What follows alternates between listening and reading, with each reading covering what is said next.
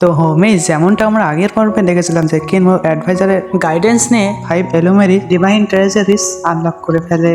Adviser রেবেলসদের সামনে দুইটা option রেখেছে, এক তো তারা হার মেনে নেবে, অন্যথায় অ্যাডভাইজারের সাথে ব্যাটেলস করবে। তো রেবেলসরা দ্বিতীয় অপশনই বেছে নেয়। তারপরে এই পর্বের শুরুতে আমাদেরকে দাসানের দুর্গ দেখানো হয়। ওই মার্কসম্যান সবাইকে বলতে থাকছেন, অ্যানকাম বলতে থাকছেন ও সবাইকে রিফর্ম করবে, কিন্তু সে তো রিফর্মের নামে সব সেক্টগুলোকে একদম ডিস্ট্রয় করে দিতে চায়। এত বছর কত না জানে সে সেক্টর ডিস্ট্রয় করে দিয়েছে।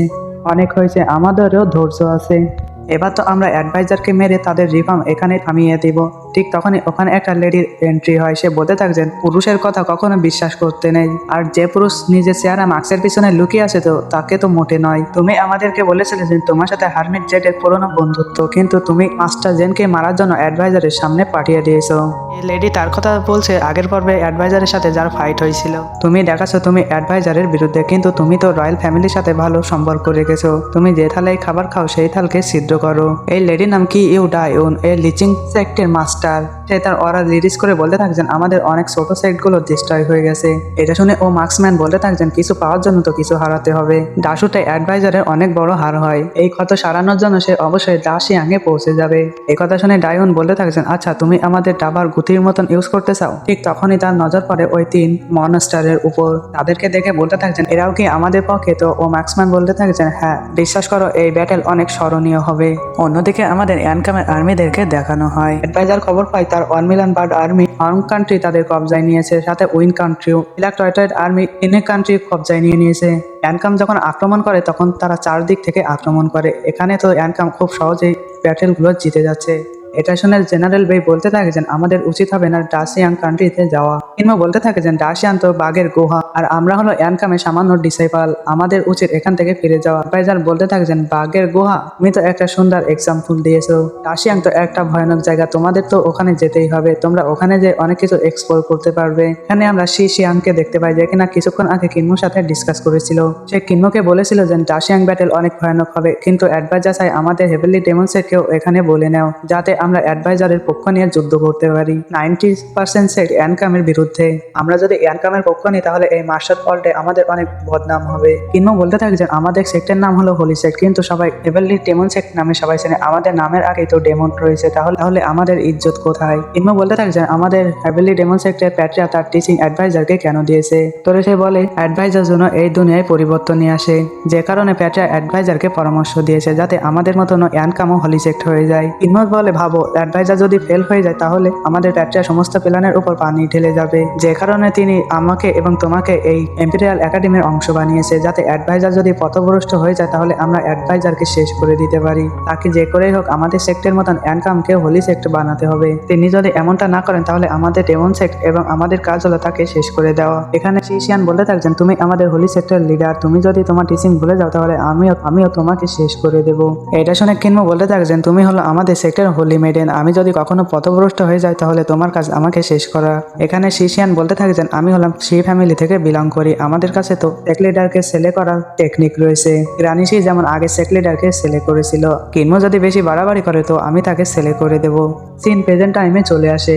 ঠিক তখনই তাদের সামনে কিছু মিস্ট্রিয়াস লোকের আগমন ঘটে। এরা হলো আর কেউ না কিন্মুর হেভেলি ডেমন সেক্টের অরিয়া। কিন্মু অ্যাডভাইজারকে বলতে থাকছেন তারা মনে হয় আপনাকে চা খাওয়ার জন্য ডাকছে। এখানে কিন্মুর বন্ধুরা অনেক অবাক হয়ে যায়। মানচিত্রতে এখানে তো কোনো সেক্ট থাকার কথা না, কিন্তু হঠাৎ করে এখানে সেক্ট অ্যাপিয়ার কিভাবে হলো? অ্যাডভাইজার সহ কিন্মুর বন্ধুরা ওই ক্যারেজ থেকে নেমে আসে এবং তারা আলোচনা করার জন্য সামনে যায়। তারা সমস্ত প্ল্যানিং করে ওখান থেকে রওনা দেয়। সাথে সাথে হেভেলি ডেমন সেক্ট হঠাৎ করে ওখান থেকে গায়েব হয়ে যায়। এর ভিতরে কি ডিসকাশন হয়েছিল সেটা তো আমরা আগেই জানতে পারবো। আগের পর্বে কিন্তু অনেক ভয়ানক ব্যাটেল অপেক্ষা করছে, যেখানে আমরা অ্যাডভাইজারের পাওয়ার উইটনেস করবো। অ্যাডভাইজারকে সবাইকে হুকুম দেয় সময় নষ্ট করে আমাদেরকে দ্রুত ডাসিয়ানে পৌঁছাতে হবে। তারা ডাসিয়ানের দুর্গের সামনে যেয়ে পৌঁছে যায়। অ্যাডভাইজার এখানে নোটিস করে যে আউট বর্ডারে প্রত্যেকটি সেক্টের পতাকা দুর্গের উপর ঝোলানো।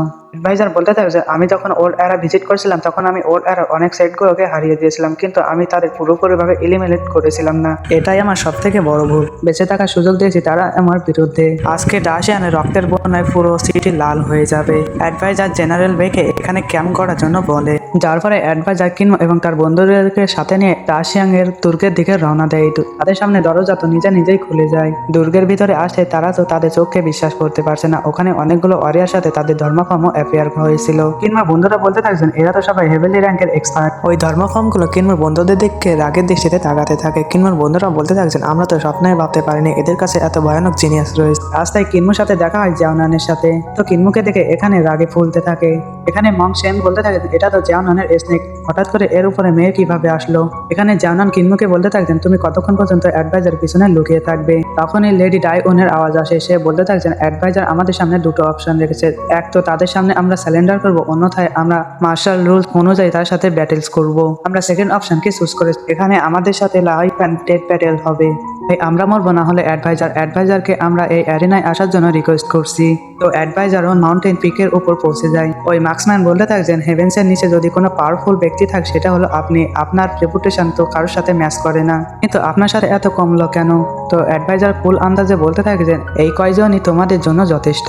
এটা শুনে ও মার্কসম্যান এসে বলতে থাকে যে আপনার তো দুদিনই সময় চলে এসেছে, কিন্তু আপনার অহংকার এখনো কমেনি।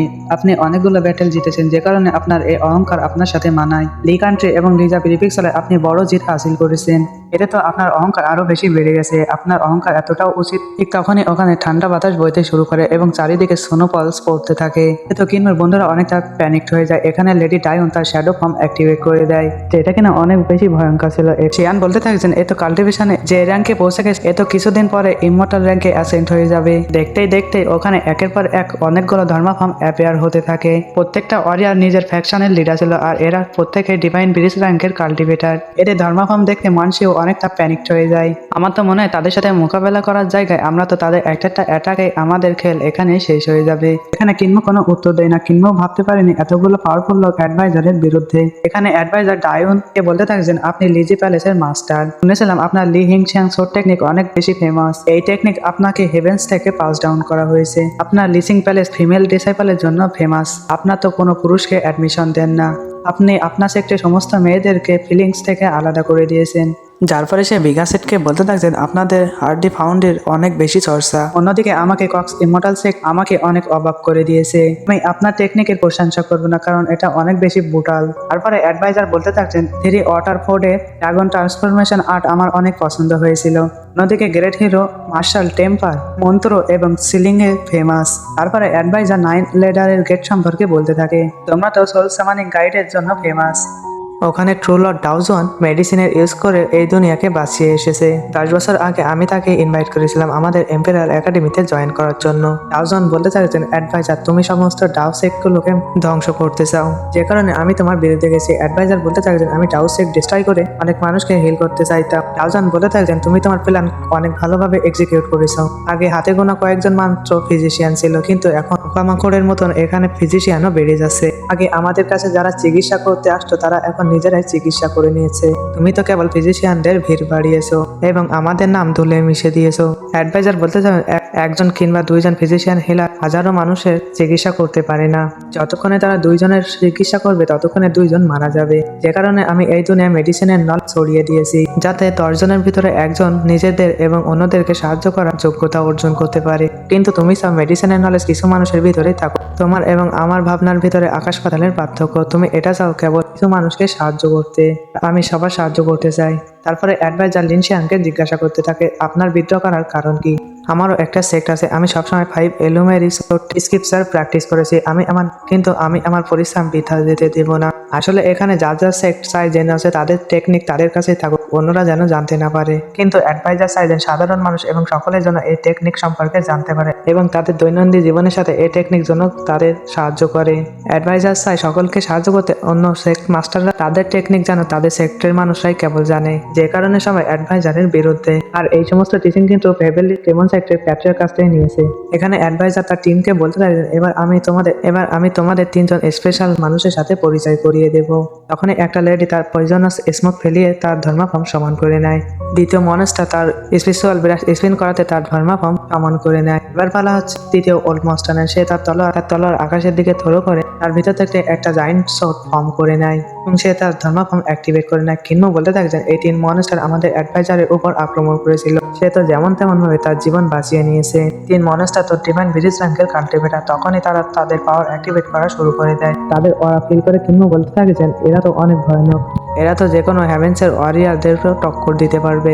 আমি এমন ভয়ানক অরা কেবল একজনের কাছেই দেখেছি যার কোনো হাত পা নেই, কিন্তু তার চোখের অরায় নিমেষে কাউকে শেষ করে দিতে পারবে। কিনমো এখানে ভিলেজ চিফের কথা বলছে। অ্যাডভাইজার বলতে থাকছেন সে কে, তো কিনমো বলে সে আমার মাস্টার। এটা শুনে তো অ্যাডভাইজার জোরে জোরে হাসতে থাকে। এবার অ্যাডভাইজার ওই তিনজনের নাম বলতে থাকে। একজনের নাম ছিল ট্রু লর্ড টিয়া, দ্বিতীয় জনের নাম হারমিট লি, আর তৃতীয় জনের নাম হলো মাস্টার কিয়ন। মাস্টার কিয়ন বলতে থাকছেন আগের বার তুমি যেমন তেমন ভাবে নিজেকে বাঁচিয়ে নিয়েছো, কিন্তু এবার আর পারবে না। অ্যাডভাইজার বলতে থাকছেন তোমাদের তো রিটায়ারমেন্ট করে সুন্দর একটা লাইফ স্পেন্ড করা উচিত, কিন্তু তোমরা আমার বিরুদ্ধে বিদ্রোহ করছো। ততক্ষণে ও লেডি বলতে থাকছেন আমার ছেলে হান্ডার করছে একটি মাস্টার, আমার ছেলে সে তোমার বিরুদ্ধে, যে কারণে আমিও তোমার বিরুদ্ধে।